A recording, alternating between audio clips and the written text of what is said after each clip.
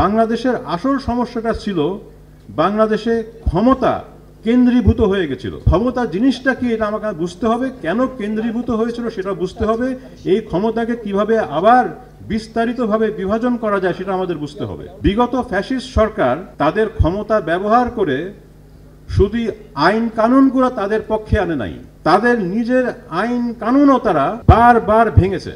আমাদের আগের আইন কানুন কি সবগুলাই খারাপ ছিল? মানা হয় নাই, ইম্পিউনিটি ছিল। আমি আইন কানুন দিনে দুপুরে ভাঙছি, সবার সামনে ভাঙছি, কিছুই হচ্ছে না আমার, ওইটাই ছিল সমস্যা। শুধু আইন কানুন ঠিক করাতে আমাদের সীমাবদ্ধ থাকলে হবে না, আইন কানুন ঠিক করতে হবে, কিন্তু যেটা মূল সমস্যা সেটা হচ্ছে বাংলাদেশের যে ক্ষমতার বিন্যাসটা যে এমন একটা জায়গায় চলে গেছিল যে পুরো দেশটা এখন ভেঙে পড়ার অবস্থায়, ওইখানে আমাদেরকে নজর দিতে হবে। একই সঙ্গে আইন কানুনও ঠিক করতে হবে, ক্ষমতার বিন্যাসটাকেও ঠিক করতে হবে।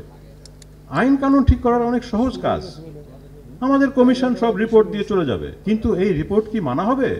আমরা ইতিমধ্যেই দেখছি যে এটার বিরোধিতা শুরু হয়ে গেছে। আচ্ছা, মেনেও যদি নিল, আইনও হয়ে গেল, সংবিধান সংশোধন হয়ে গেল, তারপরে আমাদের যে নির্বাচন কমিশন ছিল, আমাদের যে নির্বাচন হতো না, এটা কি নির্বাচন কমিশনের আইনের কারণে? হ্যাঁ, খানিকটা আইনের কারণে, কিন্তু মূলত ওই নির্বাচন কমিশন যাই বলতো কেউ তো মানতো না, সেটা তো একটা ভিন্ন সমস্যা।